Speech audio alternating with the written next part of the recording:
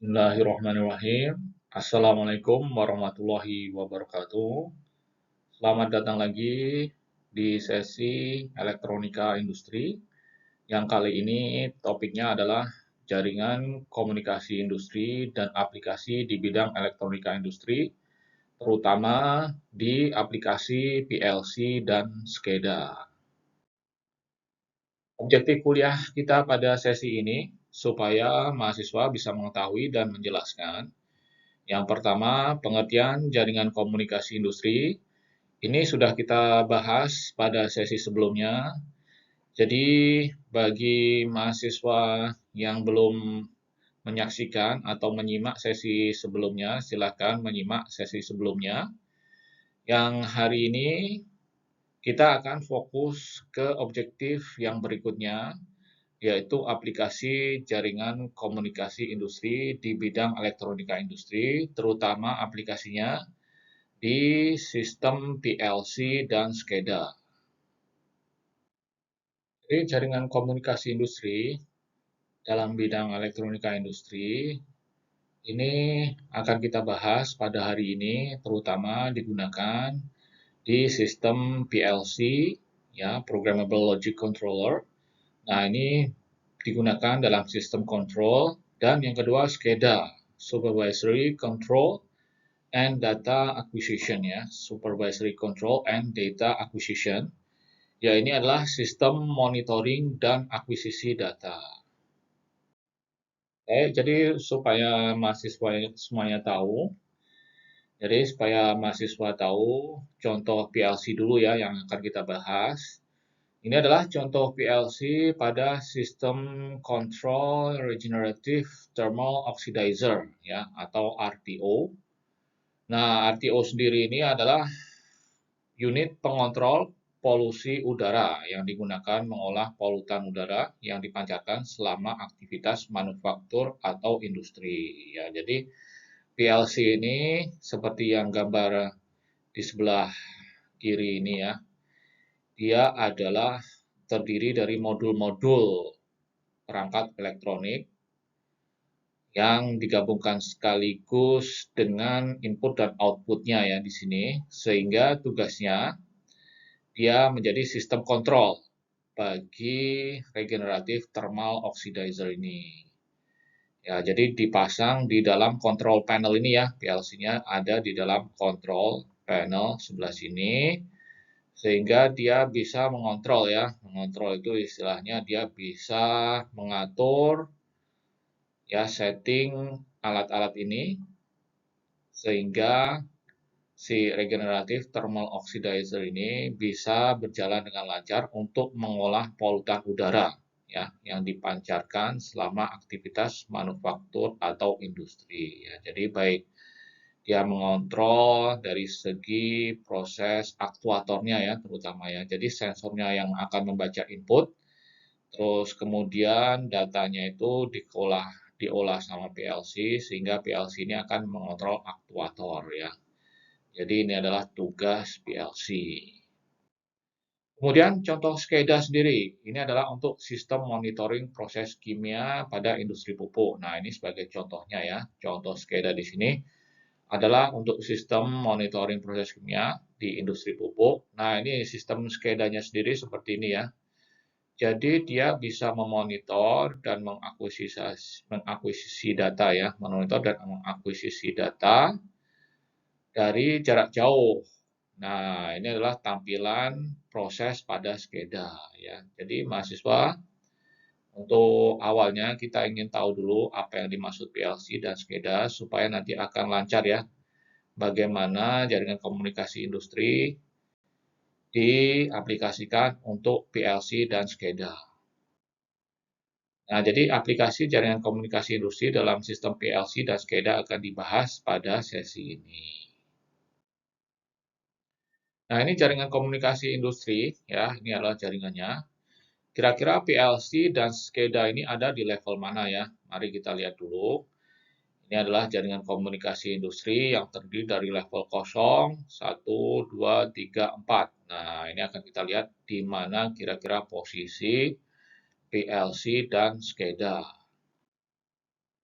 Ya, jadi pada level kosong ini berisi perangkat lapangan seperti sensor aliran dan suhu serta elemen kontrol akhir seperti katup kontrol ya. Jadi ini terdiri dari sensor dan aktuator. Ini pada level kosong ya, pada level yang paling bawah atau di sini adalah plant atau level kosong, field level.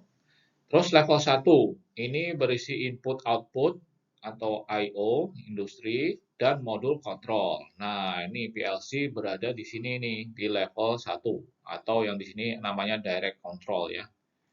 Kemudian di level 2 ini berisi komputer pengawas yang menyusun informasi dari prosesor pada sistem dan menyediakan layar kendali operator. Nah, ini SCADA berada di sini ya di level 2 ini.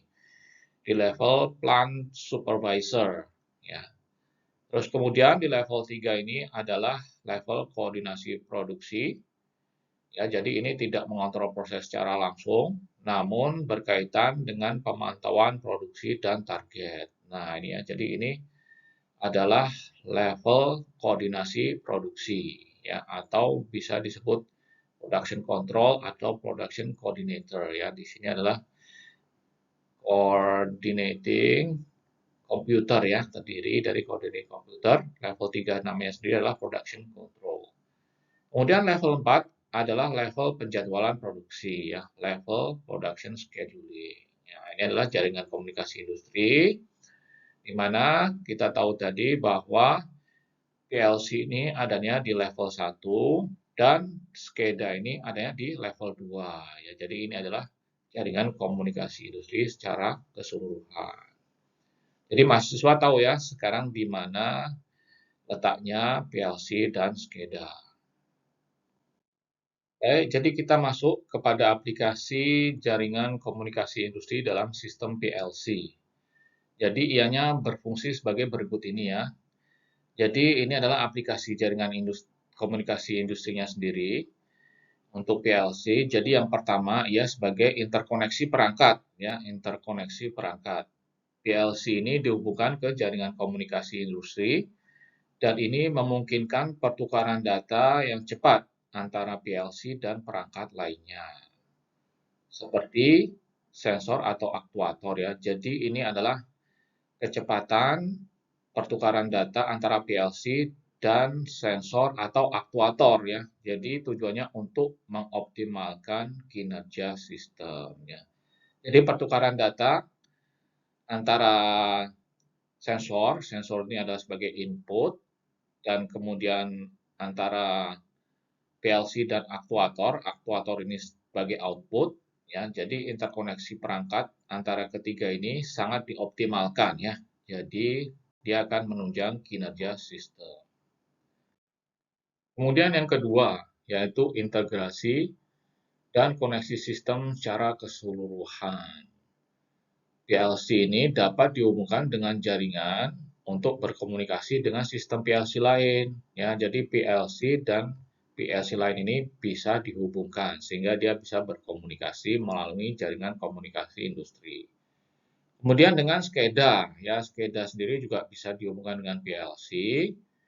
Kemudian juga dengan Human Machine Interface, ya. Jadi Human Machine Interface ini juga seperti tampilan di SCADA itu, di mana tampilan prosesnya yang terjadi di lapangan akan terbaca ya di Human Machine Interface ini. Kemudian PLC juga dapat dihubungkan dengan perangkat otomasi lainnya ya. Jadi ini adalah tujuan integrasi dan koneksi sistem secara keseluruhan. Sehingga ini akan menciptakan sistem otomasi yang terintegrasi dan dapat diakses secara terpusat ya. Jadi ini adalah tujuan atau fungsi yang kedua. Kemudian mari kita lanjutkan yang fungsi yang ketiga yaitu pemantauan dan pengendalian jarak jauh. Jadi melalui jaringan komunikasi industri, PLC dapat diakses dan dikendalikan dari jarak jauh. Ini memungkinkan insinyur atau operator untuk memantau dan mengontrol proses secara efisien tanpa harus berada di tempat fisik di mana PLC terpasang ya.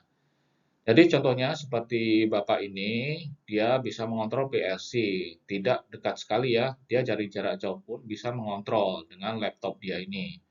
Ya, jadi ini adalah fungsi yang ketiga, yaitu pemantauan dan pengendalian jarak jauh.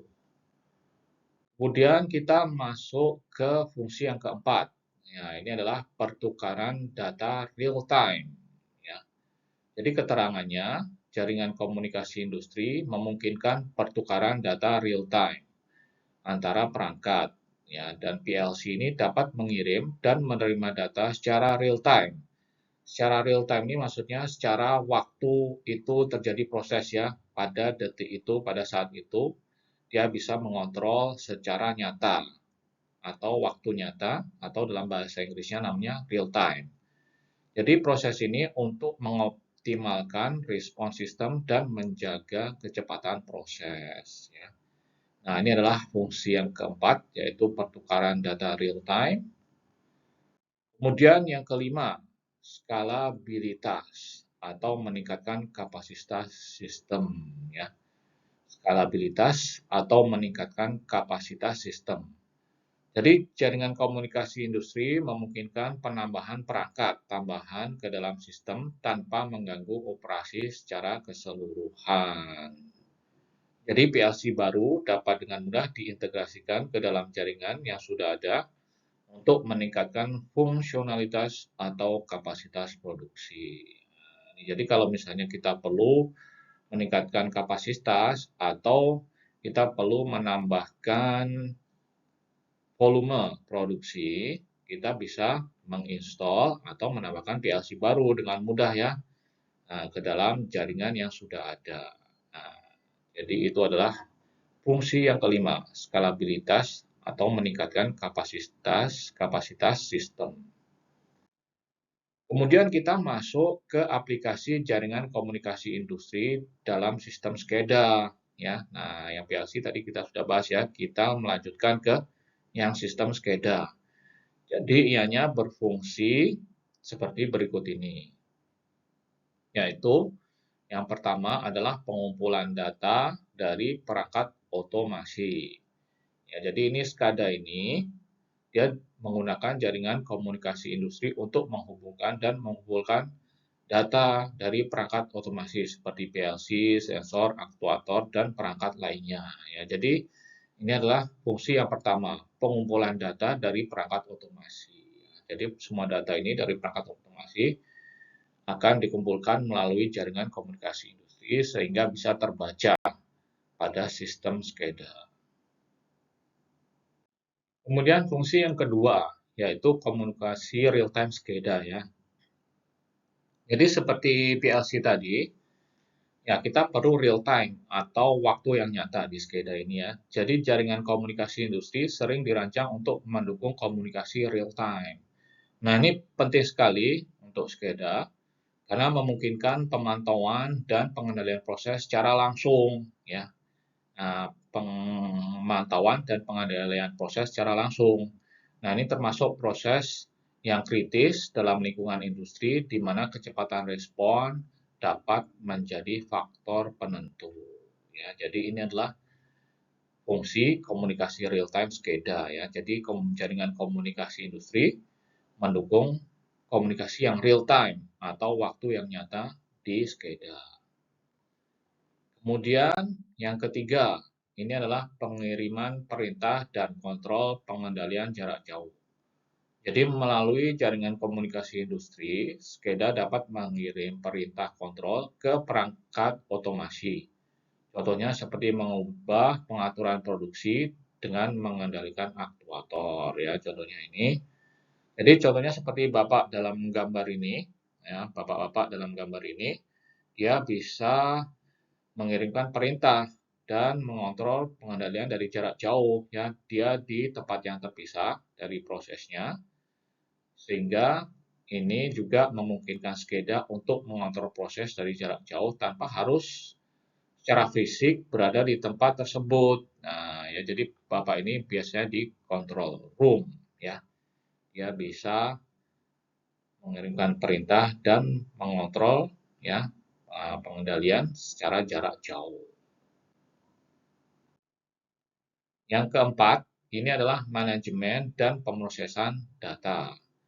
Jadi jaringan komunikasi industri membantu dalam mengelola dan mentransfer data dari lapangan ke pusat kontrol SCADA untuk pemrosesan lebih lanjut. Ini termasuk penyimpanan data historis, visualisasi data, dan analisis performa proses ya. Nah, ini adalah tujuan jaringan komunikasi industri ini untuk mendukung ini ya, manajemen dan pemrosesan data. Jadi dia mengelola dan mentransfer data dari lapangan ke pusat kontrol SCADA tadi ya.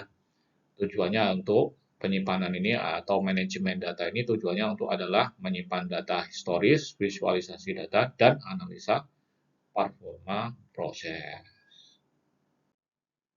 Jadi untuk kesimpulan, kita tadi sudah mengetahui ya mahasiswa semuanya, tolong perhatikan lagi.